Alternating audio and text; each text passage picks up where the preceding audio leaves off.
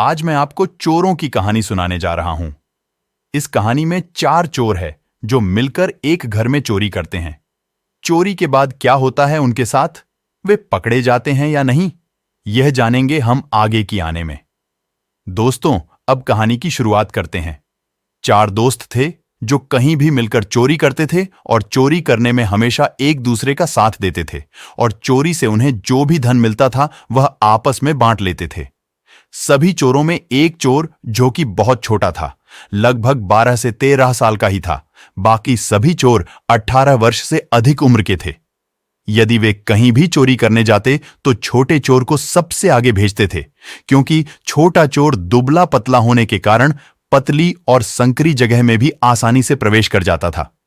और बाकी 3 चोर बाहर खड़े होकर पहरा देते थे। वह अपने यही प्लानिंग हर जगह अपनाते चोरी करने के लिए।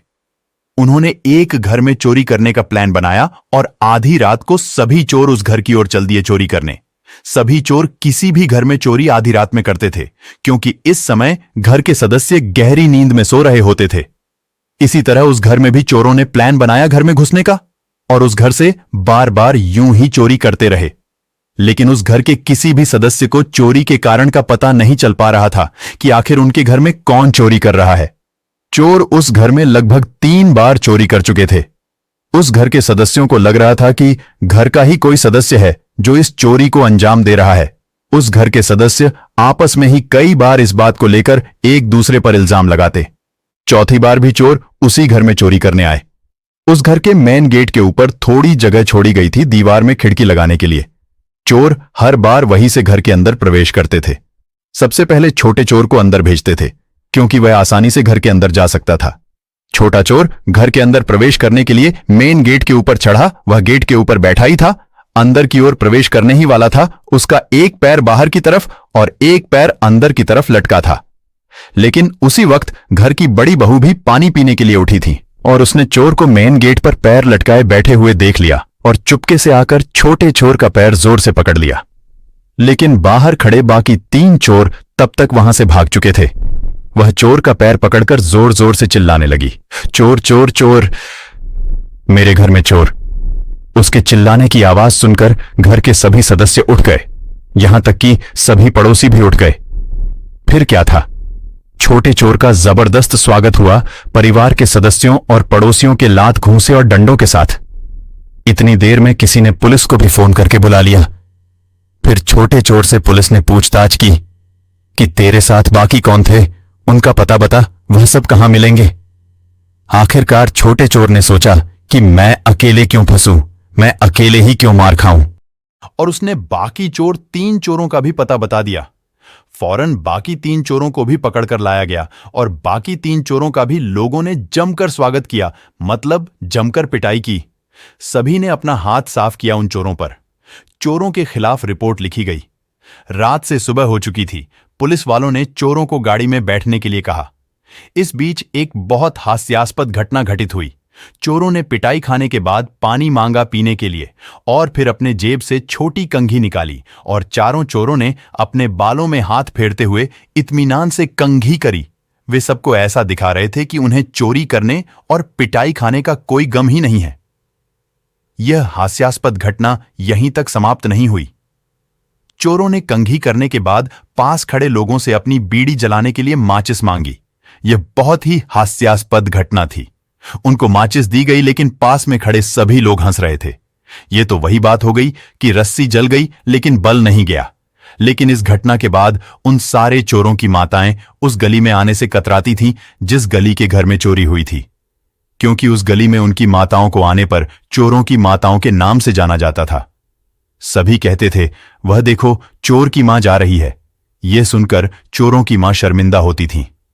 इस कहानी से हमें यह शिक्षा मिलती है कि हमें कोई भी ऐसा कार्य नहीं करना चाहिए जिससे हमारे परिवार के सदस्यों का सिर झुक जाए।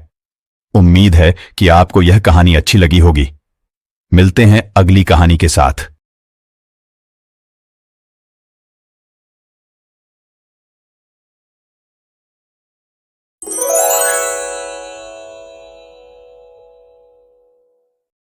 दोस्तों, किसी गांव में एक चतुरी नाम का आदमी रहता था।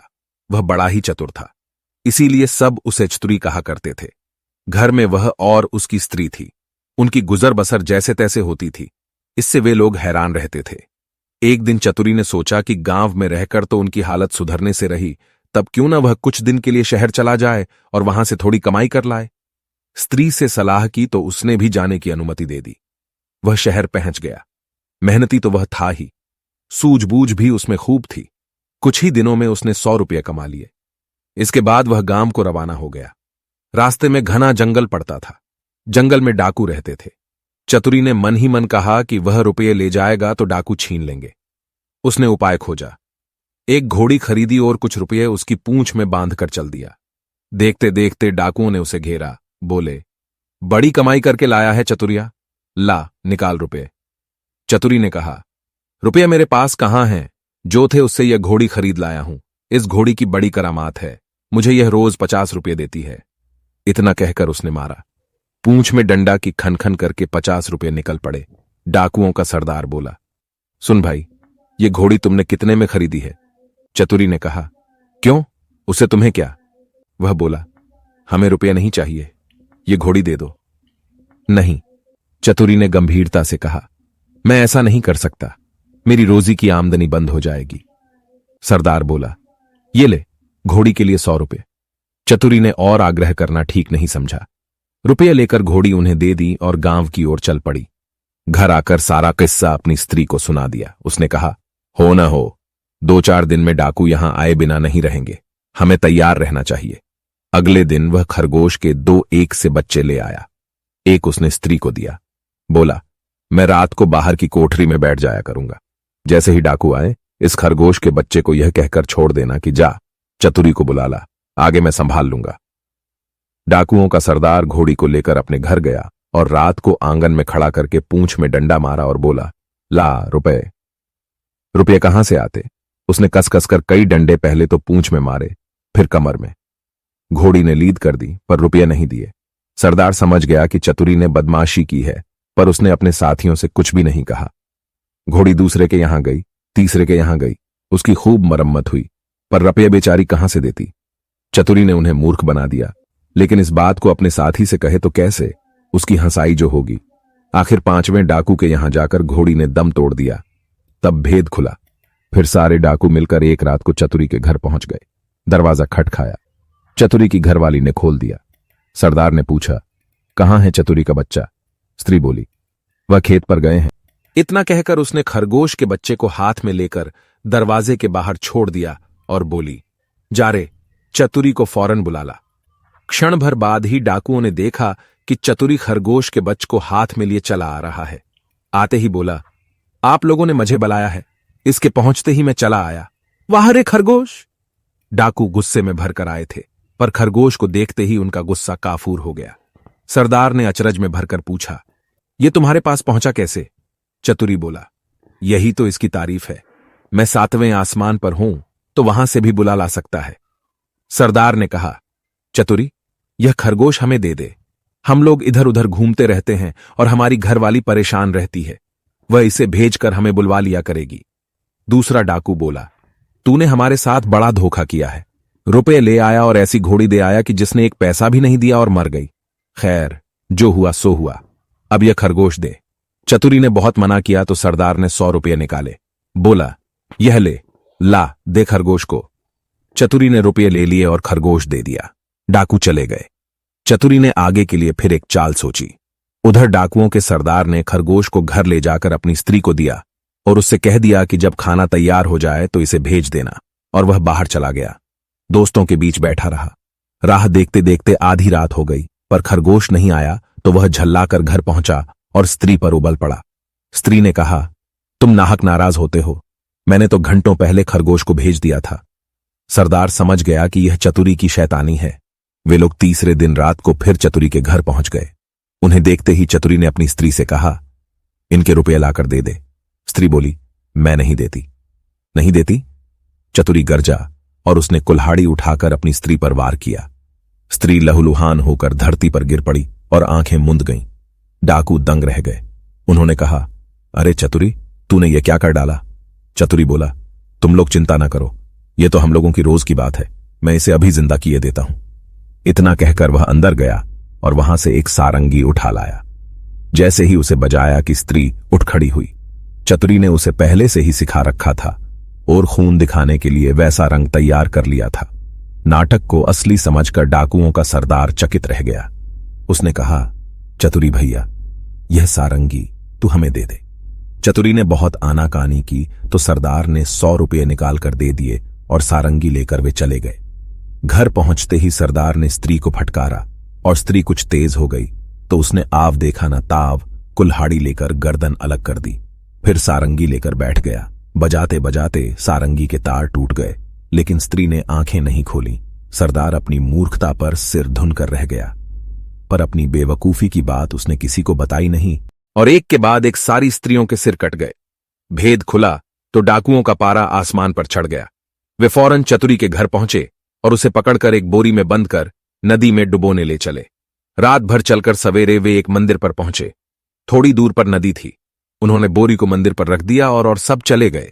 उनके जाते ही चतुरी चिल्लाया, मुझे नहीं करनी, मुझे नहीं करनी। संयोग से उसी समय एक ग्वाला अपी गाय भैंस लेकर आया। उसने आवाज सुनी तो बोरी के पास गया। बोला, क्या बात है? चतुरी ने कहा, क्या बताऊं, राजा के लोग मेरे पीछे पड़े हैं कि राजकुमारी से विवाह कर लूं, लेकिन मैं कैसे करूं, लड़की कानी है। ये लोग मुझे पकड़कर ब्याह करने ले जा रहे हैं। ग्वाला बोला, भैया, मेरा ब्याह नहीं हो रहा, मैं इसके लिए तैयार हूं, मैं करूंगा। इतना कहकर ग्वाले ने झटपट बोरी को खोलकर चतुरी को बाहर निकाल दिया और स्वयं बंद हो गया। चतुरी उसकी गाय भैंस लेकर 9-2-11 हो गया। थोड़ी देर में डाकू आए और बोरी ले जाकर उन्होंने नदी में पटक दी। उन्हें संतोष हो गया कि चतुरी से उनका पीछा छूट गया, लेकिन लौटे तो रास्ते में देखते क्या हैं कि चतुरी सामने है। उन्हें अपनी आंखों पर विश्वास नहीं हुआ। पास आकर चतुरी से पूछा, क्या बे, तू यहां कैसे? वह बोला, आप लोगों ने मुझे नदी में उथले पानी में डाला, इसलिए गाय भैंस ही मेरे हाथ पड़ी। अगर गहरे पानी में डाला होता तो हीरे जवाहरात मिलते। हीरे जवाहरात का नाम सुनकर सरदार के मुंह में पानी भर आया। बोला, भैया चतुरी, तू हमें ले चल और हीरे जवाहरात दिलवा दे। चतुरी तो यह चाहता ही था। वह उन्हें लेकर नदी पर गया।